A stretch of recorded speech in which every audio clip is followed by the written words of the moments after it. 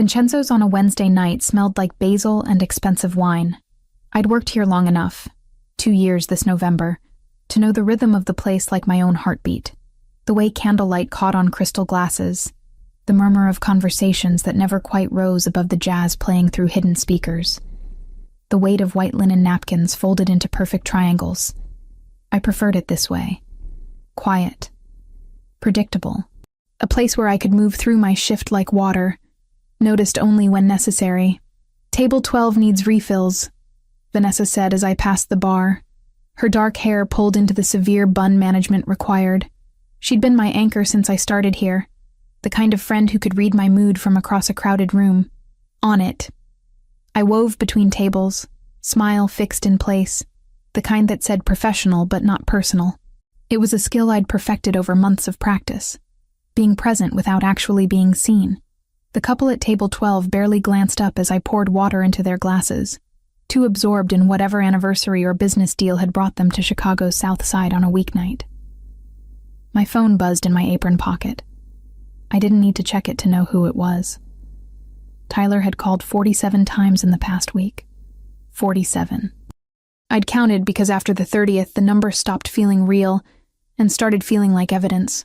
Weeks blurred into a rhythm neither of them expected, the city turning pages for them while they learned how to breathe in the same sentence. 3 months since I'd ended it. 3 months of freedom that felt less like liberation and more like waiting for the other shoe to drop. "You okay?" Vanessa caught me on my next pass. Those sharp brown eyes missing nothing. "Fine." "That's the 3rd time you've checked your phone in an hour." Tyler found out where I work. Her expression hardened. "He came here?" "Not yet. But he's calling the restaurant line now. Left 6 messages with the hostess yesterday. Liv, you need to get a restraining order." I busied myself organizing menus that didn't need organizing. It's not that simple. It literally is that simple. You go to the police, you tell them your ex-boyfriend won't leave you alone. He hasn't actually done anything. Not technically. The words tasted like defeat. He just calls, shows up places. It's not illegal to exist in the same city. Vanessa opened her mouth to argue, then closed it as a customer approached the bar. We'd have this conversation again. We always did. And every time, I'd find new reasons why going to the police felt like escalation, like poking a sleeping animal and hoping it didn't wake up angry. Tyler and I had been together for 2 years. In the beginning, it felt like drowning in attention. Flowers sent to work, surprise visits, texts checking in throughout the day. I'd mistaken intensity for devotion. By the time I realized the flowers came with questions about who I'd spoken to, the surprise visits were actually surveillance, and the check-in texts were demands for my location, I was already isolated. He'd carefully, methodically separated me from friends who didn't understand our connection. Made me quit the study group for my online design courses because those people are just distractions from us. The design courses. I'd started them 3 years ago, back when I still believed I'd escape waitressing and build something of my own. A studio, maybe. Freelance work that let me create instead of just serve. Now I studied in the early morning hours after shifts, fighting exhaustion, accumulating knowledge I had no energy to use. "Order up for your section," Marco called from the kitchen window. I delivered pasta to a family of 4, cleared plates from a business dinner, refilled wine glasses for a couple who looked too comfortable together to be married to each other. The routine was meditative, mindless in the way that let my thoughts spiral without actually having to feel them. Until I felt it, that prickle of awareness that came from being watched. He sat at the bar like he always did. Same stool, 3rd from the left, positioned where he could see both the entrance and the dining room. Dominic Lombardi had been coming to Vincenzo's 3 times a week for 6 months. Always ordered the osso buco. Always left a tip that was generous without being flashy. Always arrived with men who wore suits that fit too well and watched the room with the same calculated attention their boss did. I'd noticed him the first week back in April. Hard not to. He was the kind of handsome that made you look twice. Dark wavy hair that curled slightly at his collar, olive skin, a jawline sharp enough to cut. But it was his eyes that caught me. Deep brown, almost black in the low light, and always observing. He observed me. not in the way men usually did, with that sliding assessment that made my skin crawl. This was different. Focused. Like he was cataloging information, storing it away for later use. I'd seen him do it with other staff too, tracking patterns, noting details. The owner greeted him by name, gave him the best table even when the bar was what he wanted, never rushed him no matter how long he lingered. I suspected what he was, what he had to be with that kind of deference, that caliber of companion, but suspecting and knowing were different countries, and I had no intention of crossing that border. Olivia. His voice carried across the dining room, low and accented in a way I couldn't place. Italian, probably, given the restaurant's clientele and his name. I approached the bar, order pad ready, even though he never ordered anything beyond his usual. Mr. Lombardi, can I get you anything else? The check, please. Of course. I'll have Vanessa. From you. Not aggressive. Not demanding. Just stated as fact. Vanessa stood 3 feet away, closer to the register, already reaching for the bill folder. She met my eyes, one eyebrow raised in a silent question I couldn't answer. Of course, I repeated, moving behind the bar to print his receipt. His credit card was black, heavy, the kind with no spending limit. I processed the payment with hands that wanted to shake but didn't, hyper aware of him sitting there, watching me work. You study design, he said. My fingers froze on the keyboard. What? Graphic design. You take online courses through Northwestern. Blood rushed in my ears. How did you... You mentioned it to another server, 3 weeks ago. You were discussing a project on typography. I had. Brief conversation with Maria during a slow Tuesday, complaining about an assignment that required hand lettering when digital tools existed for a reason, but that he'd heard it, remembered it, filed it away. I didn't mean to make you uncomfortable. He stood, sliding a 20 onto the bar, though the tip was already included on his receipt. Just noticing you work very hard, here and elsewhere. Then he was gone, moving toward the exit with that measured grace I'd watched a dozen times. His companions materialized from corners I hadn't seen them occupy, falling into formation around him like practiced choreography. Vanessa appeared at my elbow.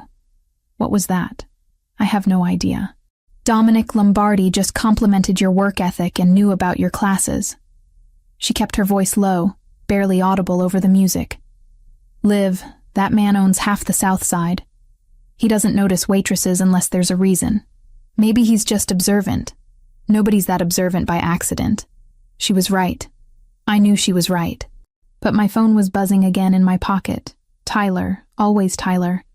And I was too tired to unpack what it meant that a man like Dominic Lombardi had been paying attention. I finished my shift, counted my tips, changed out of my uniform in the staff bathroom. The night air hit like a wall when I stepped outside. October in Chicago already hinting at the brutal winter ahead. I'd walk home like always, 6 blocks through streets I knew by heart. My phone lit up with another call. Tyler's name flashed across the screen. I declined it, blocked the number for the 8th time, and started walking. Somewhere in the darkness, I felt it again. That sensation of being observed.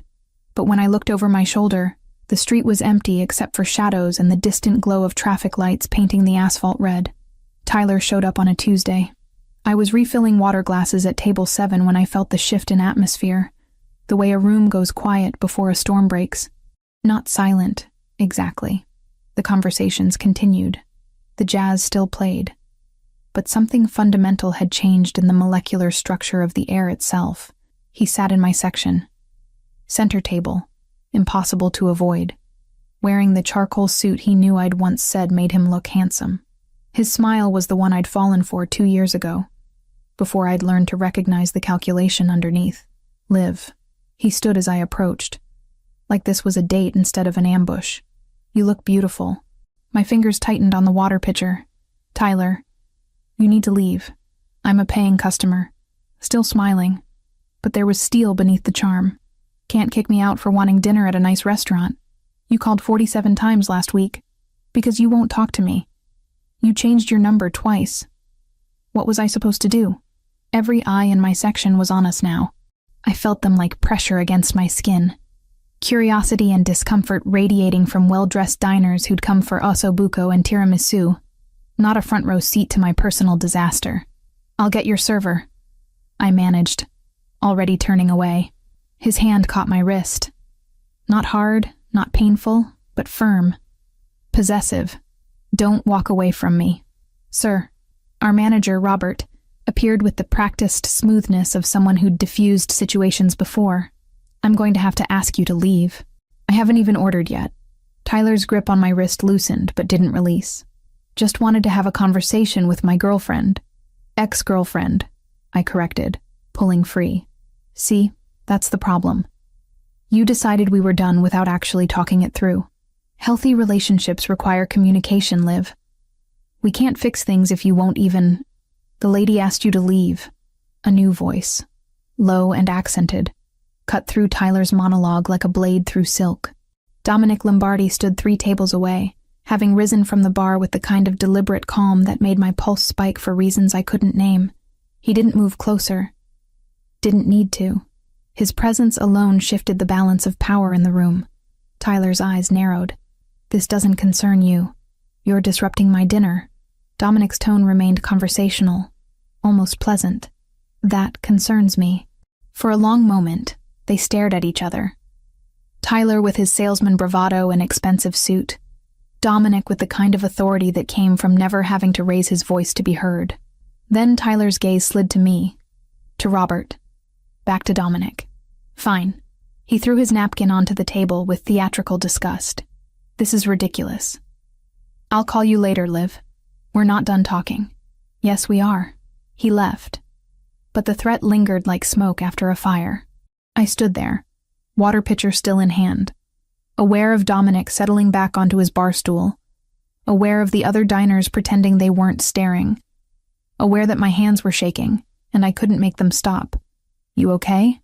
Vanessa materialized at my elbow, guiding me toward the bar with gentle pressure. "Fine." "You're not fine. You're pale as a ghost." She took the pitcher from me, set it aside. "That was Tyler?" I nodded, not trusting my voice. "Olivia." Robert joined us, his managerial concern warring with the practical reality of running a restaurant. "I'm documenting this. If he comes back, we'll call the police." "He won't come back." But I didn't believe it even as I said it. The rest of the shift blurred. I moved through tables on autopilot, delivering plates and pouring wine and smiling until my face hurt. Dominic remained at the bar, his presence a constant weight in my peripheral vision. When I caught his eye once, he gave the slightest nod, acknowledgement or reassurance I couldn't tell. The days that followed proved me right. Tyler didn't return to Vincenzo's, but his calls multiplied. Unknown numbers lit up my phone at all hours. Text messages arrived from burner accounts. Apologies mixed with accusations. Promises twisted with threats that never quite crossed into illegal territory. He showed up outside my apartment building. Not inside, not technically violating any boundary I could report, just standing across the street, watching my windows. When I took a different route to work, he found the new one. When I varied my schedule, he adjusted his. "You need to go to the police," Vanessa said for the 3rd time that week. We were closing up Vincenzo's, the dining room empty except for us, and the lingering smell of garlic and wine. "And tell them what? That my ex-boyfriend exists in public spaces? That he's stalking you. He hasn't made any actual threats. He just wants to talk." I heard how hollow that sounded. "It'll escalate things. Make him angrier." Vanessa leaned against the bar, studying me with the particular intensity she reserved for when I was being stupid, and she was deciding how bluntly to say so. "When you two were together, did he ever—" "He never hit me." I knew where she was going. "Never even came close." "That's not what I was asking." "No." But the truth was complicated. Tyler had never been physically violent, but he'd been other things. Controlling. Jealous. In the beginning, it felt like devotion. The way he always wanted to know where I was, who I was with. The flowers he sent to my shifts at Vincenzo's came with notes asking why I hadn't texted him back within 5 minutes. The surprise visits to check on me were really checkups to see if I was where I'd said I'd be. By the end, I'd stopped seeing friends because it was easier than dealing with his interrogations afterward.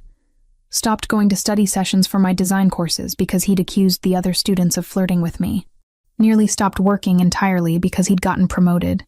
made decent money selling pharmaceutical equipment, and insisted I didn't need to serve strangers when I could be home with him. The night I ended it, he'd gone through my phone while I was in the shower.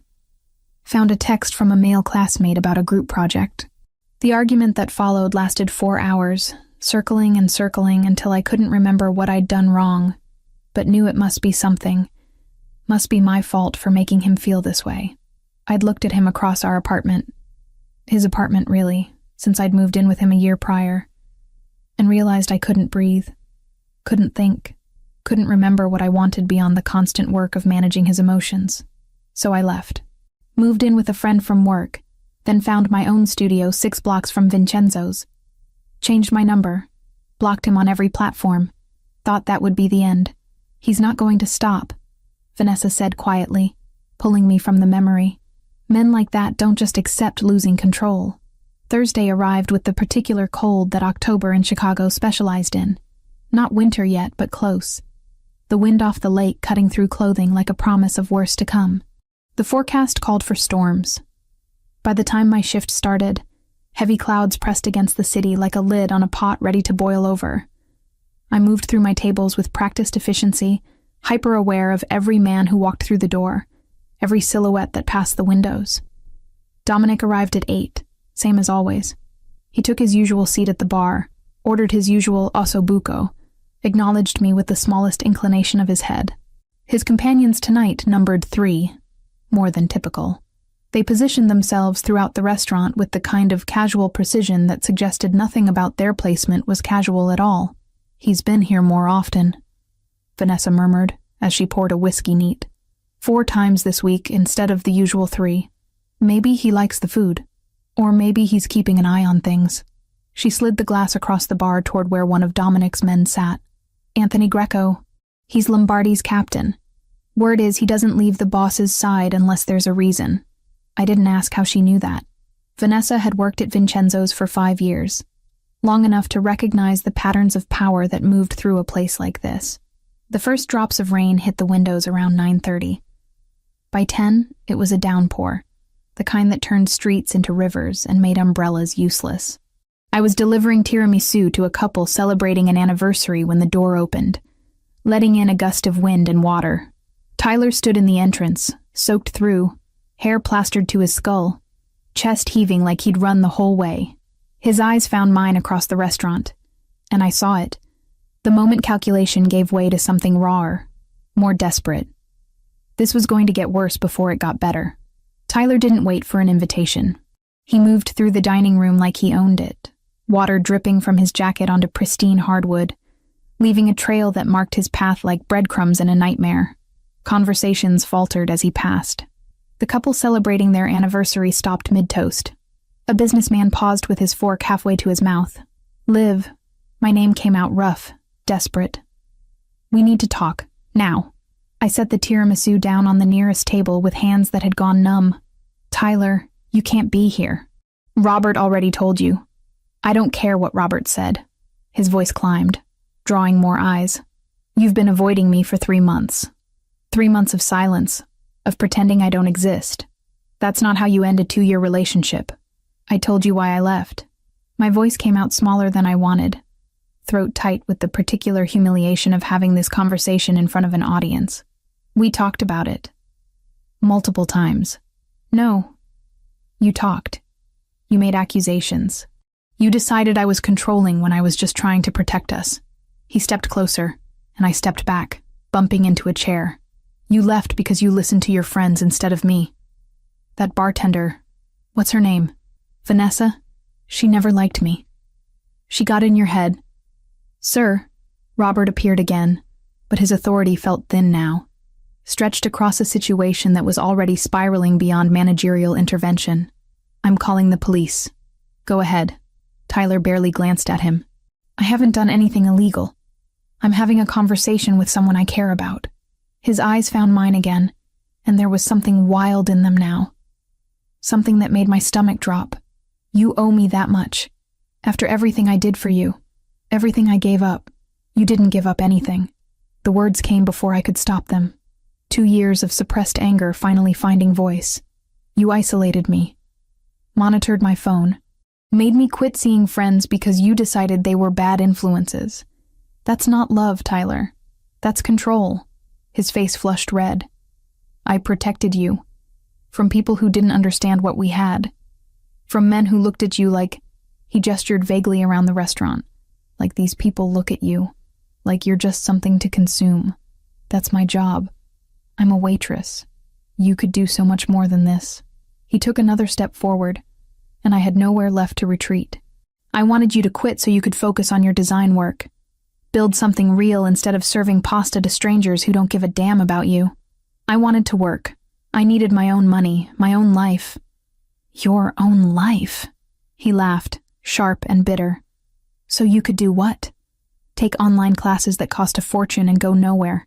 Waste time on hobbies when we could have been building a future. My vision tunneled. This was it. The conversation we'd had a dozen times in different variations. The one that always ended with me apologizing for wanting things outside of him. Outside of us. I'm not doing this here. Then where? You won't answer my calls. Won't meet me. Changed your number twice. What was I supposed to do, Liv? Just accept that you threw away 2 years? I didn't throw away anything. I left because I couldn't breathe anymore. That's bullshit. His hand shot out, caught my arm just above the elbow. Not hard enough to hurt, but firm enough to make his point. You're coming with me. We're going to sit down somewhere private and actually talk this through like adults. Let go of me. 5 minutes. That's all I'm asking. He was pulling now, tugging me toward the back of the restaurant, toward the corridor that led to the bathrooms and the kitchen. 5 minutes to explain why you're throwing away the best thing that ever happened to you. I tried to pull back, but his grip tightened. The restaurant spun around us. Faces turning, someone standing. Vanessa's voice calling my name from somewhere far away. Tyler's fingers dug into my arm hard enough that I knew there would be marks tomorrow, purple proof of this moment. Tyler, stop! Just 5 minutes! His voice cracked, and for a second I saw him as he was, desperate, unraveling, a man who'd built his identity around controlling someone and couldn't accept that the foundation had crumbled. That's all I need, to make you understand. She said stop. The voice cut through the chaos like a blade through silk. Low, accented, carrying the kind of authority that didn't need volume to command attention. Tyler froze. His grip on my arm loosened fractionally as he turned, and I turned with him. Both of us pulled by the magnetic weight of that voice. Dominic Lombardi stood 5 feet away, having crossed the dining room with the kind of silence that made me wonder how long he'd been moving. His suit was dry despite the rain hammering the windows, his dark hair perfectly in place. But it was his eyes that made my breath catch, brown so deep they looked black, fixed on Tyler with the focused intensity of a predator who just identified prey. This doesn't concern you, Tyler said. But his voice had lost its edge. You're disrupting my dinner. Dominic took a single step forward. And somehow that small movement carried more threat than Tyler's entire scene. That concerns me. I'm talking to my girlfriend. Ex-girlfriend. I found my voice, though it shook. He's my ex. Then she's asked you to stop. Dominic's tone remained conversational, almost pleasant, which made it more terrifying. You should listen. Tyler's hand was still on my arm, fingers curled into my flesh. I felt the moment his grip shifted from possessive to defensive, felt him calculate his options and come up short. This is between me and Liv. It's personal. Nothing is personal when you make it public. Dominic glanced at Robert, who stood frozen between intervention and self-preservation. Call the police. File a report. Get this gentleman's identification for the record. That's not necessary, Tyler started. It is. Not a suggestion. A statement of fact. You've assaulted someone in my establishment. That has consequences.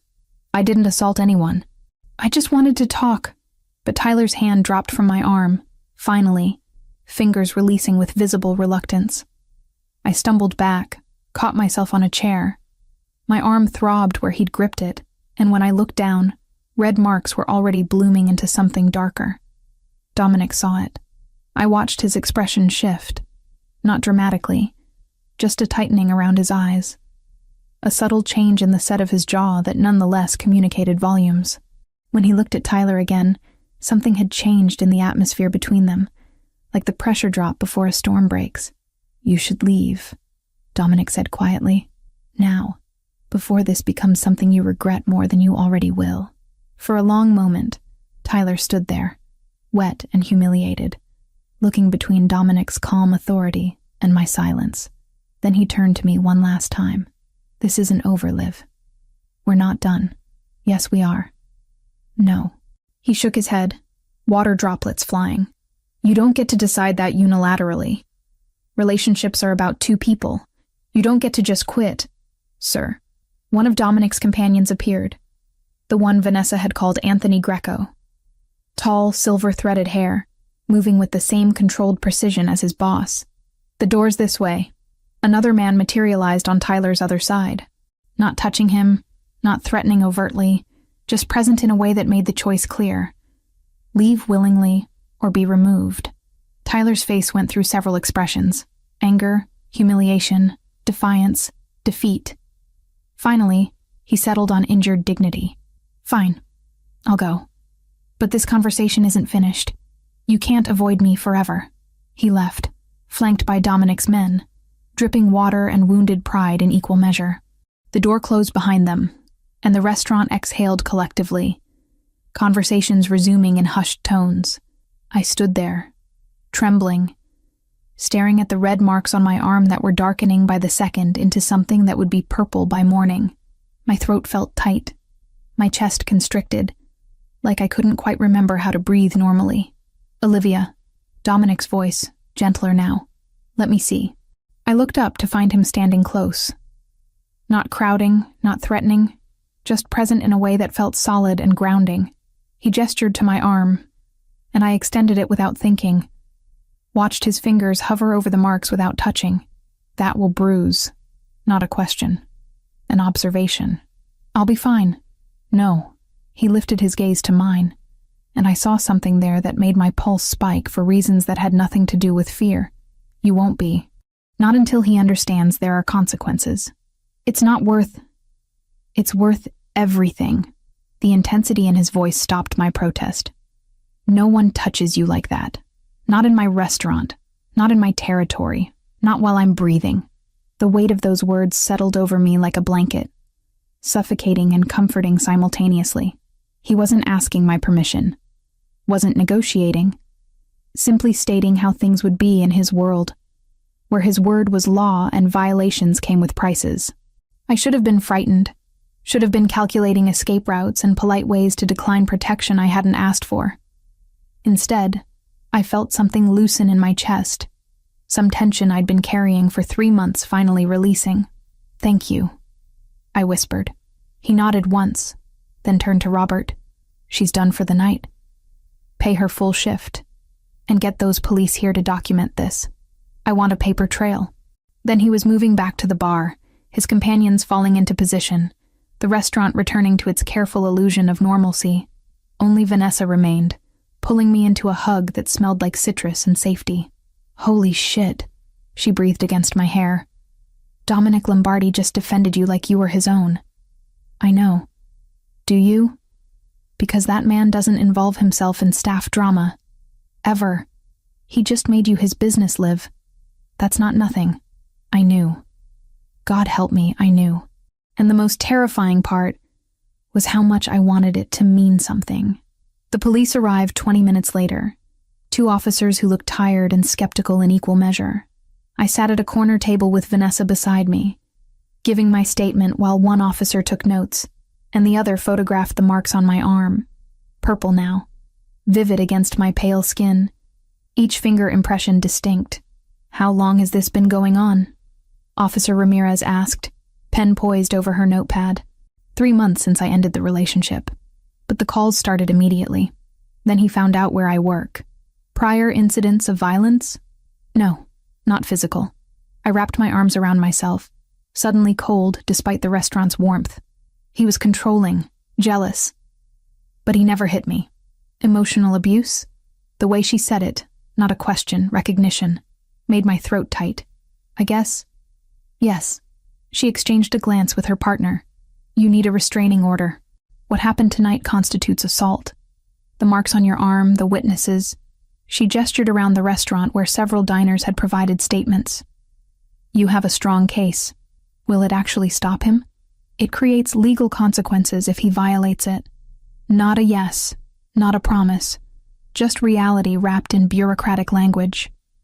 We'll file the report tonight. You can petition for a temporary order tomorrow morning. I'll include my recommendation. They left with their paperwork and photographs, and I sat there feeling hollowed out, scraped clean of whatever reserves had gotten me through the confrontation. The restaurant had mostly emptied, just a few lingering tables, and Vanessa closing out the register, and Dominic, still at the bar, nursing what looked like the same whiskey he'd ordered an hour ago. You should go home, Vanessa said gently. I'll finish up here. I can help. Liv. She squeezed my hand. Go. You've had enough for one night. I changed in the bathroom, trading my uniform for jeans and a burgundy sweater that had seen better days. My reflection looked washed out. Eyes too wide, purple marks visible even through the concealer I'd hastily applied. I looked like a victim, which I supposed I was, even if I hated the word. When I emerged, Dominic was waiting near the door, jacket on, car keys in hand. I'll take you home, he said. Not a question, not a demand. Just a statement of how things would be. You don't have to... It's raining. You live 6 blocks away. You just filed a police report against a man who knows your routine. His eyes met mine, dark and steady. Humor me. The SUV was warm and leather-scented, rain drumming against the roof in a rhythm that should have been soothing, but only made me more aware of the enclosed space, of Dominic behind the wheel, of the 2 men in the back seat who hadn't been introduced, but radiated the same controlled danger as their boss. How long were you together? Dominic asked as he pulled into traffic. 2 years. And he's been harassing you for 3 months since you ended it. He calls it trying to fix things. Says I gave up too easily. Didn't give him a chance to change. Did he need to change? The question caught me off guard. Not whether I was overreacting, whether I'd tried hard enough, whether maybe I'd been too sensitive. All the things Tyler had asked. Just a simple acknowledgement that if change was necessary, the problem existed. Yes. My voice cracked. He monitored my phone, got angry when I talked to male classmates about school projects, made me quit seeing friends because he decided they were bad influences. I thought it was because he loved me so much, you know? That level of attention felt like devotion at first. It's called control. Dominic's hands tightened fractionally on the steering wheel. Men who love you want you to grow. Men who own you want you to shrink. The truth of that settled into my bones, heavy and undeniable. I should have left sooner. You left. That's what matters. We pulled up to my building, a shabby walk-up that had been cheap enough to afford on my own. Security door that hadn't worked since the 90s. No doorman, no cameras. It looked especially grim in the rain, water streaming from a broken gutter, graffiti visible on the brick despite the darkness. Dominic killed the engine. I'm walking you up. That's really not... He was already out of the car, opening my door before I finished protesting. I climbed out into the rain, and he stayed close as we crossed to the entrance. Close enough that I felt the heat of him. The solid presence that somehow made the night feel less threatening. The stairs smelled like mildew, and someone's burned dinner. I climbed to the 3rd floor with Dominic behind me, hyper-aware of him in my space, in my building, seeing the poverty I worked so hard to escape from every day at Vincenzo's, where everything was beautiful and expensive and other people's. This is me. I stopped at 3B, keys already in hand. He waited while I unlocked the door, then reached into his jacket and produced a business card, thick stock, embossed lettering, a phone number but no name. My direct line. If he shows up, if you feel unsafe, anything, you call me immediately. Mr. Lombardi, I can't ask you to. You're not asking. I'm offering. His gaze held mine, intense enough that I had to remind myself to breathe. What happened tonight was unacceptable. It won't happen again. You can't know that. Yes, he said quietly. I can, because I don't tolerate men who hurt women in my territory. And you're in my territory now, Olivia, whether you realize it or not. He left before I could respond, disappearing down the stairs with footsteps that barely made sound. I stood in my doorway, card in hand, feeling like I'd just been claimed in some fundamental way I didn't fully understand, but couldn't bring myself to reject. The next morning, I filed for a temporary restraining order. The clerk was efficient, the judge perfunctory, and by noon I had a piece of paper that said Tyler Morrison had to stay 100 yards away from me at all times. It felt simultaneously powerful and worthless, a legal shield that was only as strong as Tyler's willingness to obey it. He violated it that same night. I was walking home from a late shift, stupid I knew, but Vanessa had been sick and I'd covered for her when I saw him. Across the street from my building, just standing there in the glow of a streetlight like he had every right to occupy that space. Liv. He started toward me the moment I appeared, and panic spiked through my chest so hard I couldn't breathe. The card. Dominic's card was in my pocket. I fumbled for my phone with shaking hands, nearly dropped it, managed to pull up the number and hit call. It rang once, twice, then his voice, sleep-rough and alert simultaneously. Olivia, he's here. Outside my building. He's not supposed to be here, there's a restraining order, but he's... Stay where you are. Don't approach him. Don't engage. I'm sending someone. Dominic. 15 minutes. Can you stay safe for 15 minutes? Tyler was crossing the street now, moving with that determined stride I remembered too well. I don't know. Go into the bodega on the corner. Stay around people. I'll be there soon. I ran. Literally ran the half block to the corner store, stumbled inside, while the owner looked up from his magazine with startled concern. Tyler followed, stopping at the door but not entering, just standing there watching me through the glass like a predator waiting for the herd to scatter. 11 minutes. That's how long it took for the black SUV to arrive, sleek and menacing, double parking with the kind of confidence that said traffic laws were suggestions. Anthony Greco stepped out, silver hair gleaming under streetlights, moving with lethal grace, and approached Tyler with purpose. I couldn't hear the conversation through the glass, but I saw Tyler's face go from defiant to pale, saw him take a step back, then another. Anthony pulled something from his jacket. Not a weapon, a phone, and handed it to Tyler. Tyler listened to whatever was said through that phone, and the color drained from his face entirely. He left, just turned and walked away like he'd been released from strings, disappearing into the night.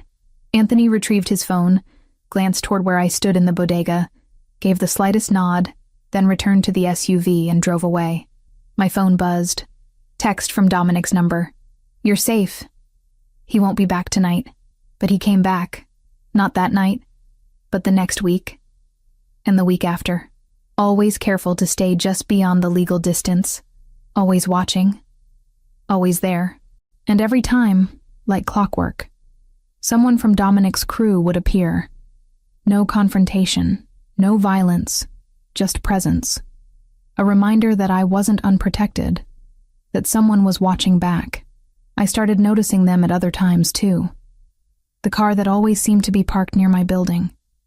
The man reading a newspaper at the coffee shop I frequented. The same faces in different locations. Never intrusive, never acknowledged, but always there. It should have felt suffocating. Should have triggered all the same alarm bells Tyler's monitoring had.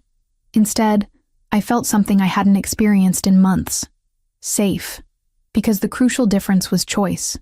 Dominic had offered protection, and I'd accepted it. He wasn't demanding access to my phone or questioning my whereabouts. He was simply ensuring Tyler couldn't hurt me again. This is insane, Vanessa said 2 weeks after the restaurant incident. We were having coffee before our shift, and she'd spotted yet another of Dominic's men positioned across the street. You have a mafia boss's crew following you around Chicago, like you're under witness protection.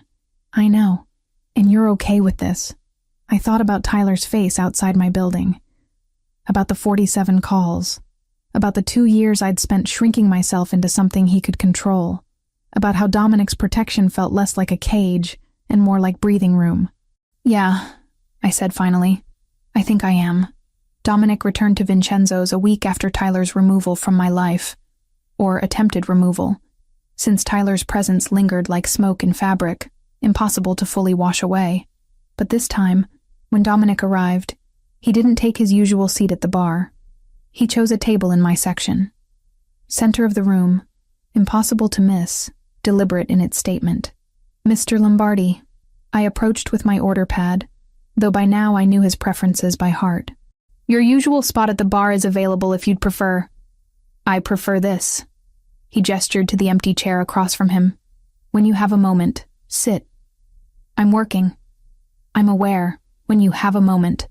Robert caught my eye from across the room, gave the smallest nod of permission, or maybe surrender. Hard to tell the difference when it came to accommodating Dominic Lombardi's requests. I sat during a lull between courses, perched on the edge of the chair like I might need to spring up at any second. Which I might. Waitressing didn't allow for extended breaks, even when invited by customers who apparently owned half the South Side. How are you? He asked, and the directness of it, no preamble, no small talk, caught me off guard. Fine. Tired. Working. Tyler hasn't contacted you again? He tried. 4 times yesterday from different numbers. I didn't answer. I folded my hands in my lap to keep them from fidgeting. Your people keep showing up when he does. I appreciate it, but I can't keep accepting indefinitely. I can't afford private security and I don't want to owe— You don't owe me anything. His voice was firm, but not harsh. And there's no payment expected. No debt accrued. I don't tolerate men who hurt women. It's that simple. Nothing about this is simple. No, he agreed. But my position on it is. He put his hands on you in my establishment. That made it personal. What happens after is just consequence. The way he said consequence made it sound inevitable, like gravity or sunrise. Not a choice, but a fundamental law of his universe.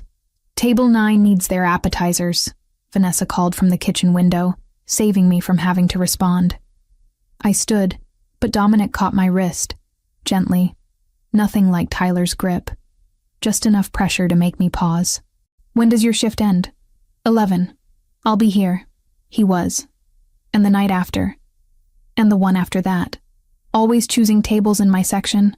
Always timing his arrival to catch the later hours when the restaurant grew quieter. When conversations could stretch between delivering plates and refilling wine glasses. We talked about nothing and everything. His frustration with a supplier who kept shorting deliveries. My exhaustion from juggling shifts and online coursework. The way Chicago winters felt colder every year. You study design, he said on the 3rd night. Statement, not question. When I can stay awake long enough, which isn't often. I wiped down the table beside his, giving my hands something to do. I started 3 years ago thinking I'd build a career out of it. Open my own studio, do freelance work. Now I'm just accumulating knowledge I'm too tired to use. Why do you keep going? Because giving up feels like admitting Tyler was right. That working here, serving people, was all I was capable of. That dreams were just distractions from real life. The words came out more bitter than I intended. Sorry, that's not your problem. I asked. He leaned back, studying me with that intensity I was learning to recognize. What kind of design? Graphics, mostly. Logos, branding, web layouts. Stuff companies need but don't want to pay full agency rates for. I thought I could undercut the big players, work from home, build clientele through referrals. You could. Not you should. Or maybe someday. Just a flat statement of capability. In theory. In practice, I barely have time to complete assignments, much less hunt for clients. What if someone hunted for you, connected you with businesses that need your skills? I stopped wiping the table, straightened to look at him properly. Why would someone do that? Because talent matters, and you're wasting yours hauling plates when you could be creating something. The weight of that observation settled over me, heavy with implications I wasn't ready to examine. Before I could respond, a party of 6 arrived, demanding attention, and the moment passed. But his words stuck with me through the rest of the shift, through the walk home with one of his men shadowing me from a discreet distance, through the early morning hours when I sat at my laptop working on typography assignments with eyes that burned from exhaustion. Vanessa cornered me during pre-shift the following evening. We need to talk about your situation. My situation? Dominic Lombardi. The man who has eaten dinner in your section every night this week. The one whose crew follows you home. The one you're developing feelings for, despite knowing exactly what he is. I'm not— Don't. She held up a hand. I've known you 2 years. I can read you like a menu. You're falling for him. That's insane. He's just being protective because of what happened. It doesn't mean anything beyond live. Men like Dominic don't do anything that doesn't mean something. Every action is calculated. Every choice has purpose. If he's spending this much time with you, it's because he wants to. And that's dangerous. Why? Because he's involved in crime? Because people respect him out of fear? I heard the defensiveness in my voice. Hated it. Couldn't stop it. He's treated me better in 2 weeks than Tyler did in 2 years. That's a low bar. Maybe. But it's my bar, my choice. I pulled on my apron, tied it with more force than necessary. I'm not some damsel who needs rescuing from myself. I know what I'm doing. Do you? Because from where I'm standing, you're replacing one intense relationship with another. Tyler suffocated you. Dominic is different. The word came out hard, final. He gives me space, respects boundaries, doesn't demand access to my phone or question my whereabouts. Yes, he's protective, but protection and possession aren't the same thing. Vanessa sighed, the fight draining from her expression. I just don't want you hurt. Again. I know, but I'm not made of glass. And I'm not blind to what this is. Except I was, maybe, blind to how deep it was going, how fast, blind to the way my heart jumped when Dominic walked through the door each night, blind to how I'd started timing my breaks to coincide with his arrival, how I'd catch myself smoothing my hair before approaching his table. 2 weeks after the initial incident at Vincenzo's, everything changed. I woke to pounding on my apartment door at 2 a.m. He hammered the frame until it shivered. Apology nodded with accusation. Hands shaking, I called Dominic. Do not open it, he said. Headlights carved the thin curtains. The pounding stopped. Footsteps retreated down the hall. When she finally slept, it was with the paper-thin courage of knowing morning came with a courtroom. The courthouse smelled like institutional anxiety and bad coffee. I sat on a bench outside the courtroom, hands folded in my lap to keep them from shaking, watching lawyers and defendants and people with problems bigger than mine file past in an endless parade of Chicago's justice system at work. You ready? Dominic appeared beside me, settling onto the bench with the kind of ease that suggested courthouses were just another Tuesday for him. He wore a different suit today, charcoal instead of black, no tie, the top button of his white shirt undone.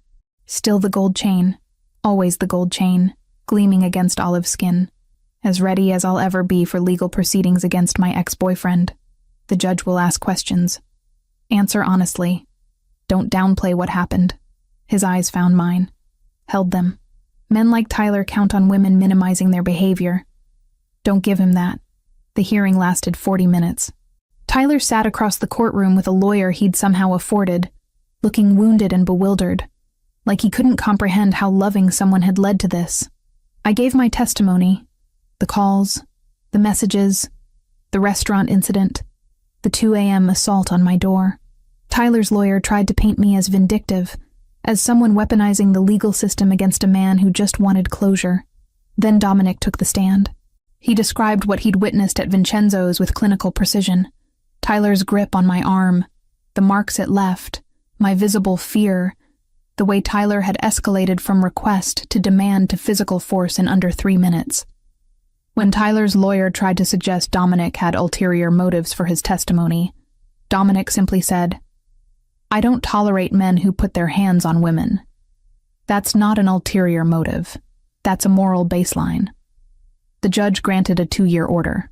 Tyler would stay 100 yards from me, from Vincenzo's, from my apartment building. Violation would result in immediate arrest. Tyler's face went through a progression of emotions. Shock, anger, humiliation, before settling on something harder, more calculating. As he left the courtroom, his eyes found mine. And the look he gave me promised this wasn't over despite what the law said. Dominic caught it too.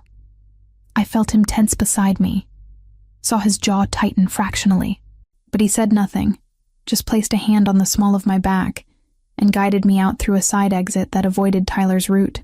He's not going to respect that order, I said once we were outside, cold November wind cutting through my jacket. I know. So, what was the point? Documentation. Legal standing. When he violates it, and he will, there are consequences now. Real ones. He opened the passenger door of his SUV. Plus, it establishes pattern for when this escalates further. When, not if. Men like Tyler don't accept loss. They reframe it as temporary setback, as something to overcome. The restraining order is just another obstacle in his mind, not an ending. The bleakness of that assessment should have terrified me. Instead, I felt strangely calm, like finally someone was being honest about the situation, instead of offering platitudes about how the legal system would protect me. A week passed. Weeks didn't pass so much as smudge. Work shifts bleeding into cold mornings. Her phone finally quiet. Safety arriving in layers thin as tissue. By the time the city exhaled, she had stopped flinching at shadows and started noticing the light again. Then another. Weeks didn't pass so much as smudge.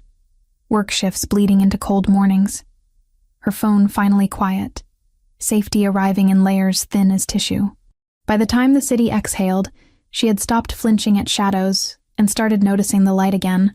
Tyler didn't call, didn't appear outside my building, didn't materialize at Vincenzo's during my shifts. The silence felt more ominous than his constant presence, like waiting for thunder after seeing lightning. He's planning something, I told Vanessa during a quiet Wednesday afternoon. This isn't like him. Giving up. Maybe Dominic's protection actually worked. Maybe Tyler finally got the message. Or maybe he's just being smarter about it. Dominic called that evening while I was finishing a typography assignment that was due in 2 days, and I'd barely started. You free tomorrow night? I work until 9. After. I want to take you to dinner. Somewhere that isn't Vincenzo's. My fingers froze on the keyboard. Like a date? Like a conversation. About things we should probably discuss before this goes further. Before what goes further? Silence stretched between us, loaded with everything we'd been circling around for weeks. Finally, you know what, Olivia? Don't pretend you don't. He picked me up at 9:30 in the SUV that had become familiar, drove us to a restaurant in a neighborhood I didn't recognize. Quiet, expensive, the kind of place where reservations were made weeks in advance, and Dominic walked in without one and still got the best table. We sat in a corner booth with red leather and low lighting, and for the first time since I'd met him, I felt like I was seeing Dominic outside the context of crisis management. Tell me about your family, he said after we'd ordered. Not much to tell. Only child. Parents divorced when I was 12. Dad remarried, moved to Arizona. Mom died 3 years ago. Cancer. The familiar ache of that loss never quite faded. She was a teacher. Elementary school. She would have hated what happened with Tyler. Would have told me to run the first time he checked my phone. Why didn't you? Because I didn't realize I needed to. It happened so gradually. The checking became routine. The jealousy became proof he cared. By the time I understood what it was, I'd already normalized it. I took a sip of wine, let it burn down my throat. What about your family? Father died when I was 22. Heart attack in his office. Mother passed when I was 8. Domestic violence situation that ended badly. His expression didn't change, but I felt the weight of that history between us. She stayed with a man who hit her because leaving felt more dangerous than staying. Until the day staying became fatal. Dominic, that's why I react the way I do to situations like yours. Because I watched my mother shrink herself trying to manage a man who couldn't be managed. And I've spent my adult life ensuring that doesn't happen to women in my territory. The admission hung between us, heavy with implications. This wasn't just protection. This was personal. This was a man working out childhood trauma through present action. And I was somehow caught in that machinery. I need you to understand what I am, he said quietly. What my business involves. I'm not going to lie to you or pretend I'm something I'm not. You're an organized crime. I run operations that exist outside legal framework. I make decisions that have consequences. People work for me who do things that would appall you if you knew the details. His eyes never left mine. I'm not asking you to approve, just to understand that this is my world, and being close to me means existing adjacent to it. And if I can't handle that, then you walk away now.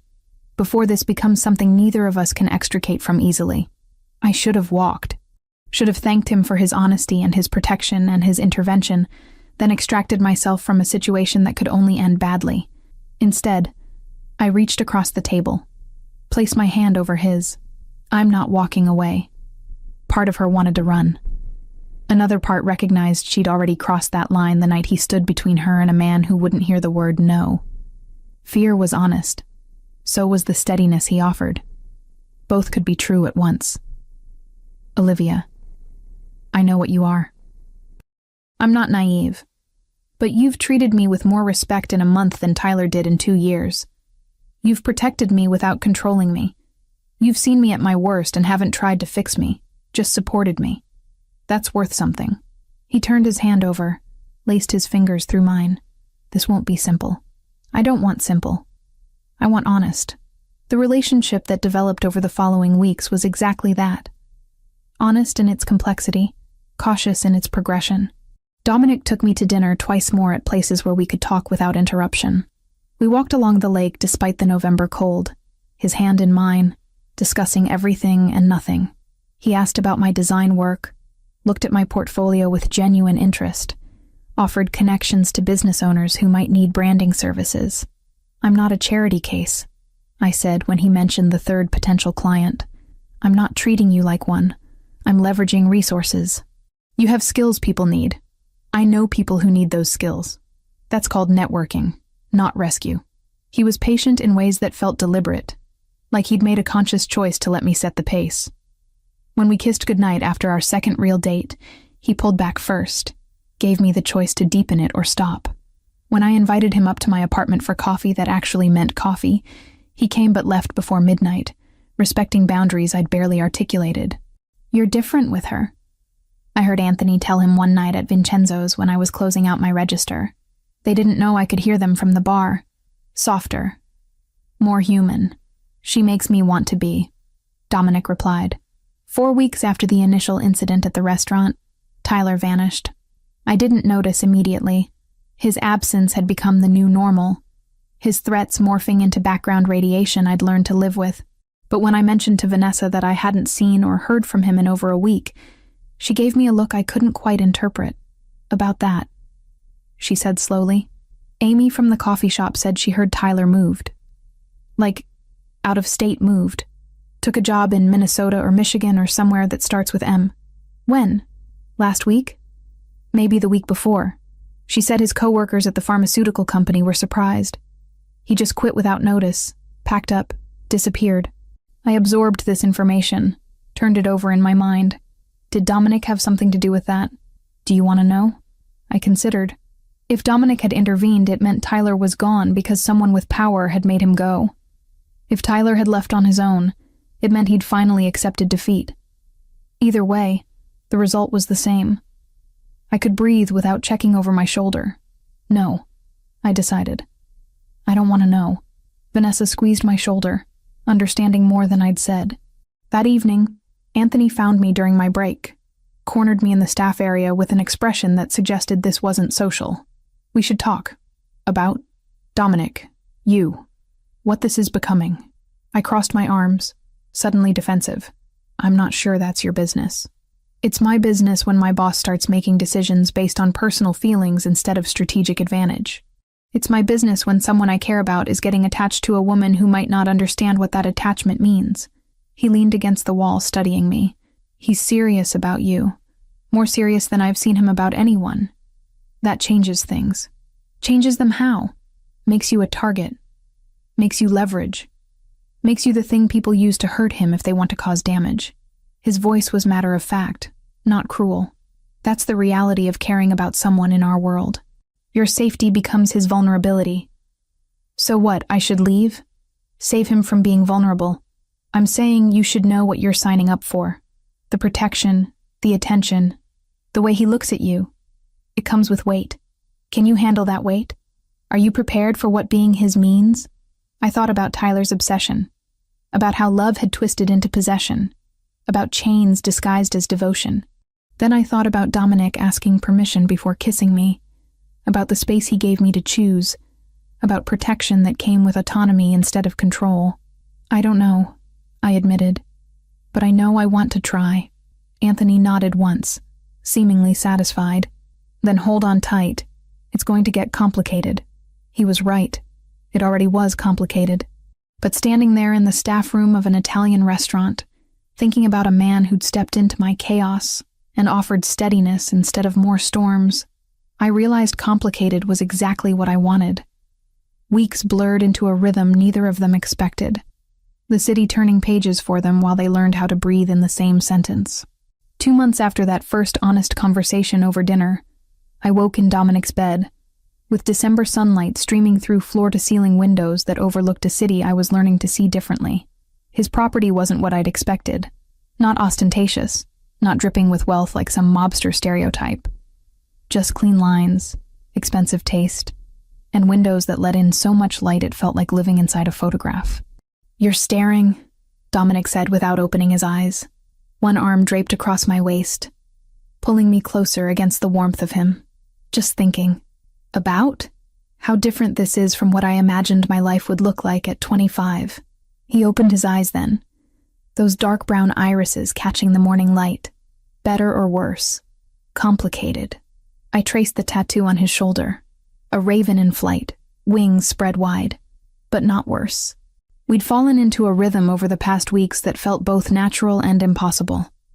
I spent 3 nights a week here, 4 at my apartment, maintaining the independence I'd fought so hard to reclaim. Dominic never pushed for more, never questioned my need for space. Instead, he'd helped me carve out room to breathe in ways I hadn't known I needed, like my design work. 2 weeks ago, he'd connected me with a small business owner who needed a logo rebrand, then another who wanted website graphics, then a third. Suddenly I had a portfolio of paid work, not just class assignments, and the dream of freelancing felt less like fantasy and more like foundation. "I talked to Robert yesterday," I said, sitting up against the headboard. "Asked about reducing my shifts at Vincenzo's." Dominic propped himself up on one elbow, attention fully focused. What did he say? That he'd been expecting it. Offered me 3 shifts a week instead of 5. Evenings only, so I have mornings and afternoons for design work. The relief I'd felt hearing those words hadn't faded. I can actually do this. Build something that's mine. You could have done it without me. Maybe. Eventually. But you gave me permission to prioritize it. To believe it was worth prioritizing. I ran my fingers through his hair, dark and slightly curled from sleep. Tyler would have called it a distraction. Would have found reasons why it was impractical, or selfish, or whatever excuse justified keeping me small. I'm not Tyler. I know. That's the point. We had coffee on the terrace despite the cold, wrapped in blankets while watching Chicago wake up below us.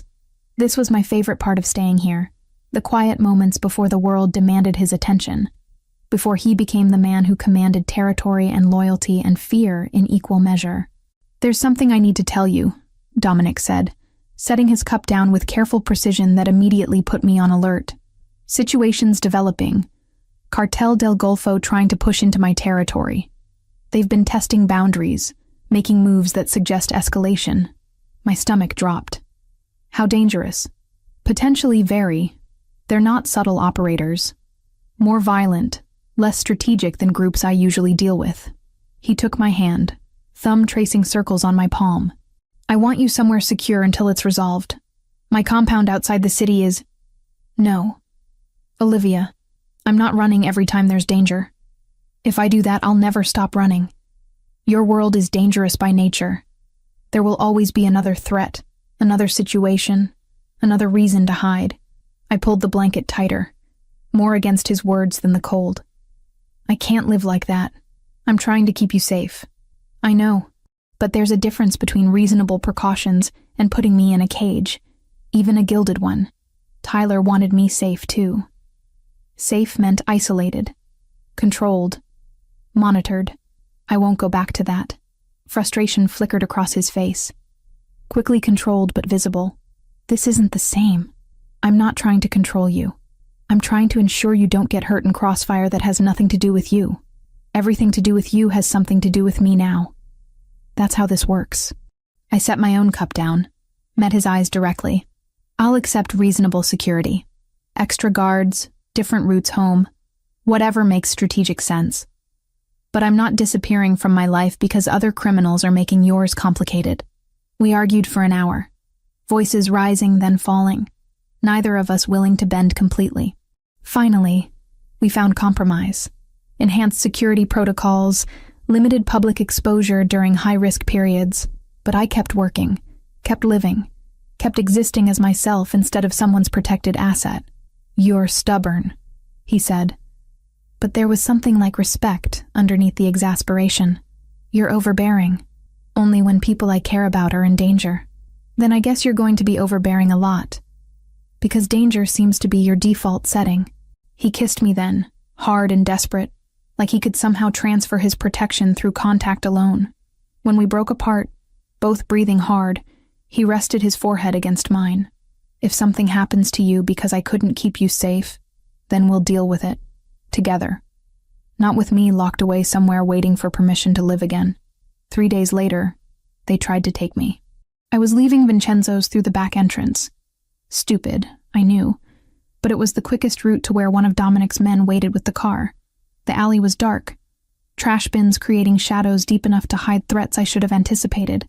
They came from both sides. 2 men, moving with military precision, blocking my path forward and back. I opened my mouth to scream, but a hand clamped over it, arm around my waist, lifting me off the ground.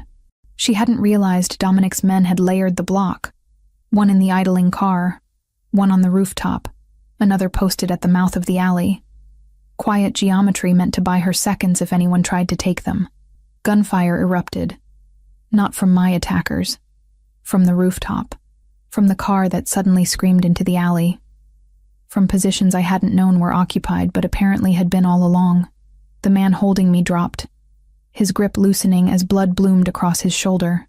His partner ran, disappearing into the maze of back alleys with the kind of desperation that suggested he knew exactly who he'd just crossed. Anthony was there suddenly, weapon drawn, scanning for additional threats while another man helped me to my feet. My ears rang from the gunshots. My hands shook so badly I couldn't seem to control them. Blood splattered the concrete. Not mine. The man who'd grabbed me, but close enough that I could smell it, metallic and immediate. "Are you hurt?" Anthony's voice seemed to come from far away, filtered through the shock blanking my thoughts. "No, I don't think so. They just... Get her to the car. Now. Secure the area and find out who sent them." The drive to Dominic's property passed in fragments. Streets blurring past. The weight of a jacket someone had draped over my shoulders. The taste of copper in my mouth where I'd bitten my lip without realizing. When we arrived, Dominic met us at the door, and the expression on his face when he saw me, relief and rage competing for dominance, made my eyes sting. He didn't say anything, just pulled me inside, checked me over with hands that trembled slightly, then held me until the shaking stopped. "They're dead," he said quietly. Much later, when we were sitting in his study with whiskey, neither of us was drinking. Everyone involved in tonight. Everyone who gave the order. By morning, the Cartel del Golfo will understand that touching you means war they can't win. I should have been horrified.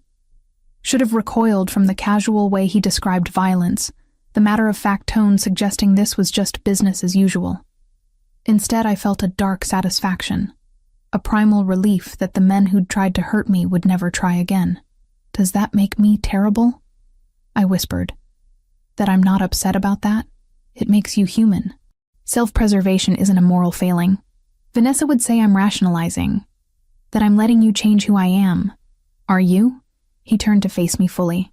Changed? I thought about it honestly. About who I'd been with Tyler. Small, anxious, constantly managing someone else's emotions. About who I was now. Still cautious, still working through trauma, but growing into space I'd forgotten existed. Maybe, but not in the ways that matter. You're not making me smaller. You're just showing me I don't have to apologize for taking up space. 2 days later, Vanessa cornered me in the staff room at Vincenzo's. "We need to talk about what happened." "I'm fine. You almost got kidnapped by a drug cartel because you're dating a crime boss." That's not fine, Liv. That's insane. I know what it sounds like. Do you?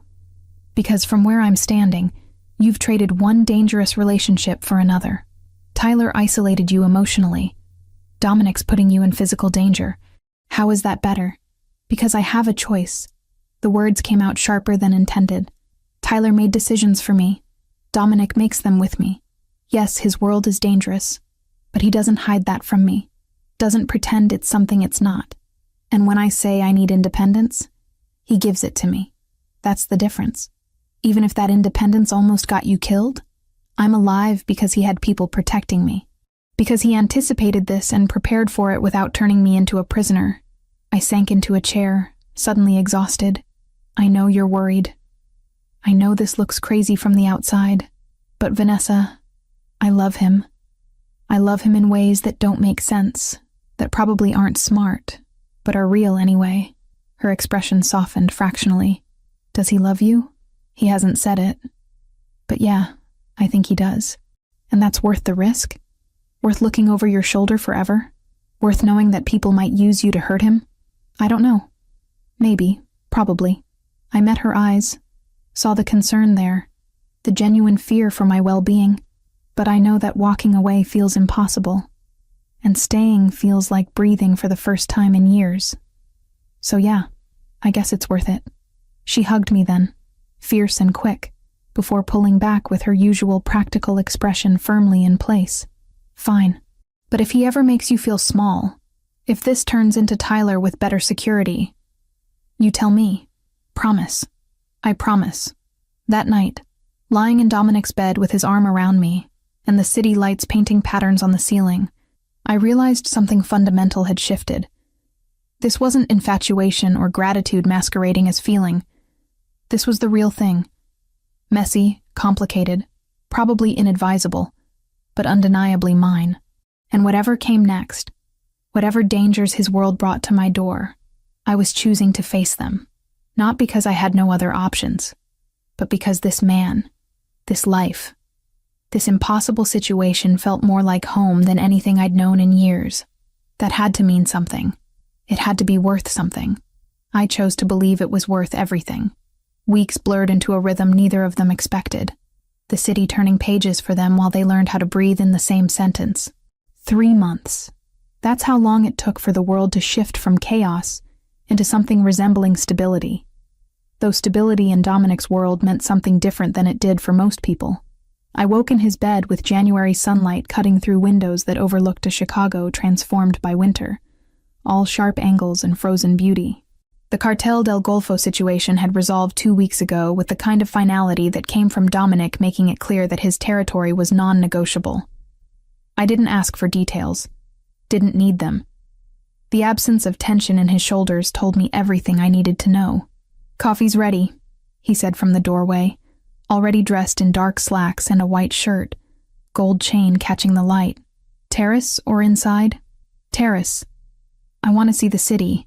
We bundled in coats and blankets, carrying steaming mugs into cold air that bit at exposed skin, but felt cleansing somehow. Chicago spread below us like a promise, messy and beautiful, and mine in ways it hadn't been 3 months ago, when I'd been just a waitress trying to escape an ex-boyfriend's obsession. Tyler tried to come back, Dominic said casually, like he was commenting on the weather instead of dropping information that should have sent panic through my system. When? Last week. Made it to the state border before my people intercepted him. Reminded him of our previous conversation about boundaries and consequences. He sipped his coffee, gaze distant. He won't try again. I should have felt guilt. Should have worried about what reminded him actually meant in Dominic's vocabulary. Instead, I felt nothing but relief so profound it made my eyes sting. Good. No moral crisis? No questioning whether I went too far? You protected me. That's all I need to know. He pulled me against him, and we stood there watching the city wake up. 2 people who'd built something improbable on a foundation of violence and choice. "I never expected this," he said quietly. "Never thought I'd want to build something beyond the business.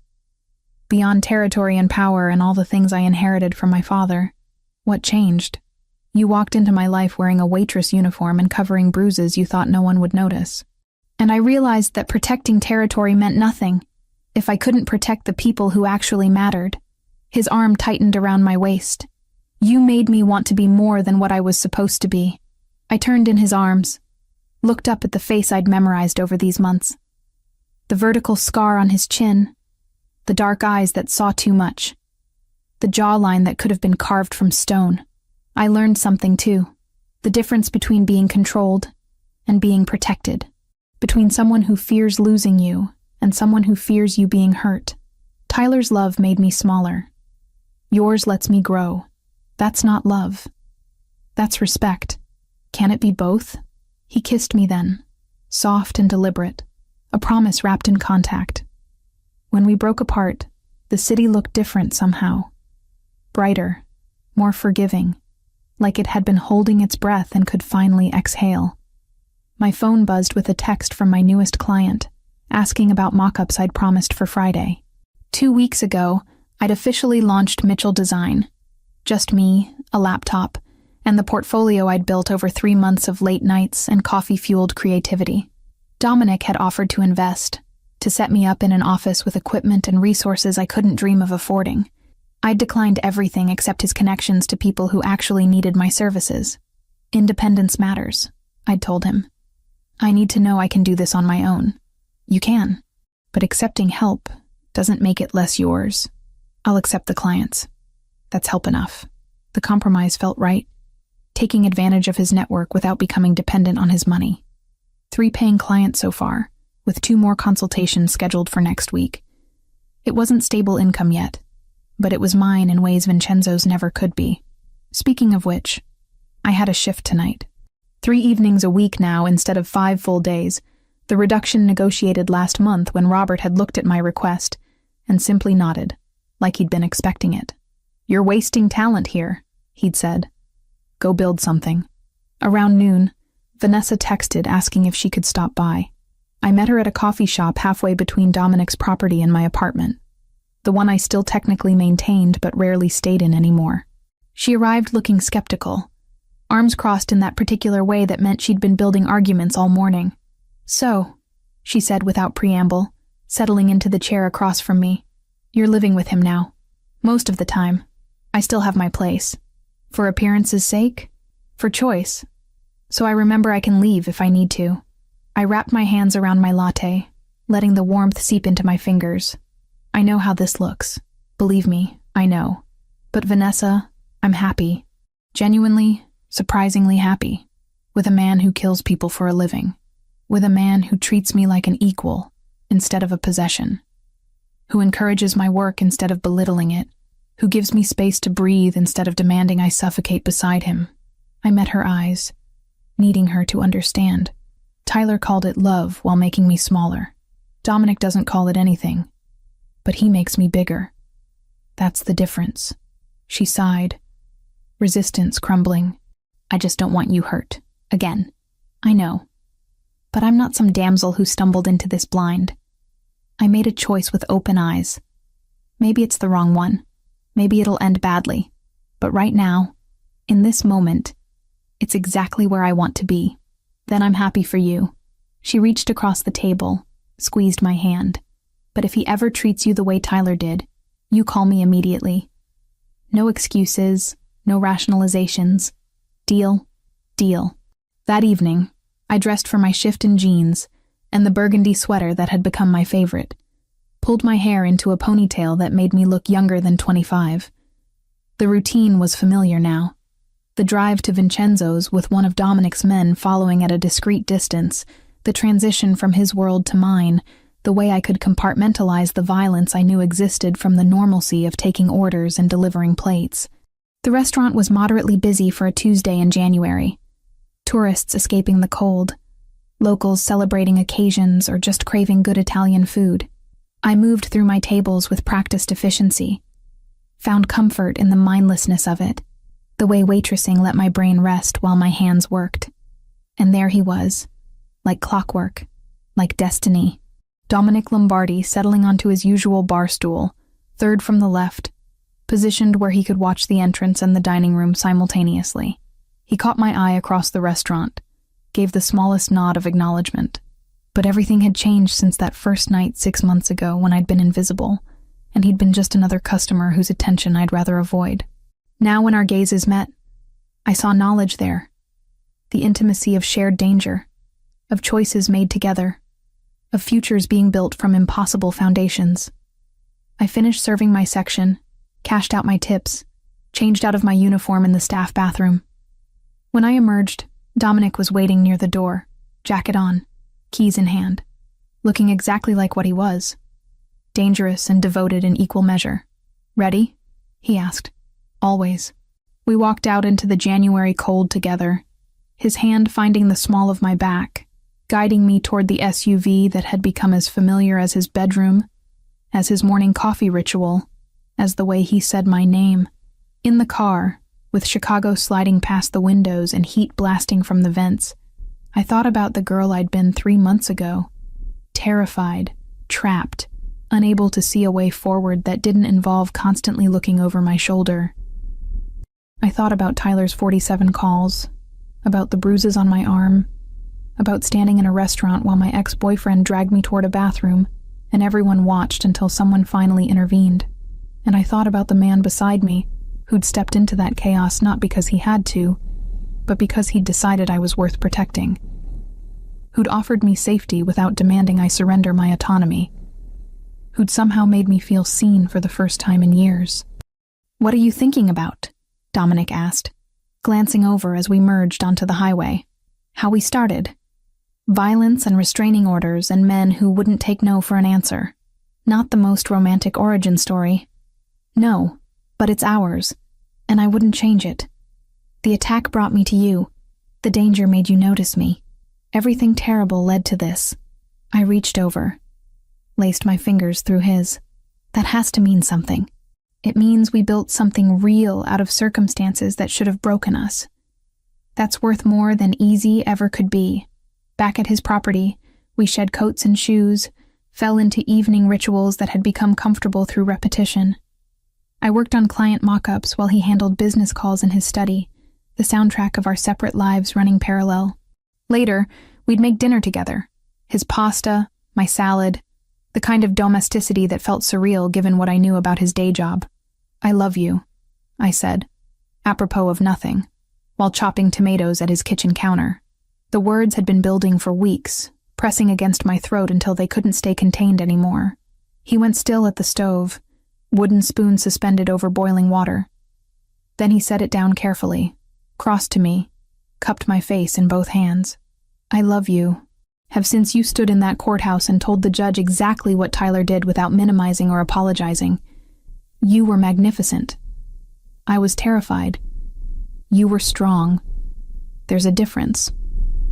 We kissed surrounded by the smell of garlic and basil, and it felt like a beginning instead of a continuation.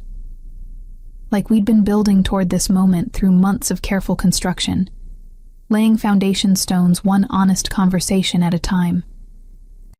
Later, lying in bed with his arm around me and darkness pressing against the windows, I realized I'd stopped waiting for the other shoe to drop, stopped expecting this to collapse under the weight of its own impossibility. Instead, I'd started believing in futures, plural, not singular, in choices made daily instead of once, in love that came with complications, but also with clarity. "Thank you," I whispered into the darkness. "For what? For seeing me when I was invisible, for protecting me without possessing me, for making me believe I deserved more than I'd settled for." His arms tightened around me. "You deserved everything. I just made sure you knew it." Outside, Chicago glittered in the cold January night, a city full of violence and beauty, danger and possibility, and somewhere in its complicated heart, a shy waitress and a crime boss had found something neither expected, but both chose to keep. That choice made all the difference. Chicago glittered like glass held to the sun. Hard, beautiful, honest. She had mistaken control for devotion once. Now she could tell the difference by how freely she breathed. Love didn't shrink her. It made room. Whatever came was still a choice, and she was done apologizing for taking up space in her own life.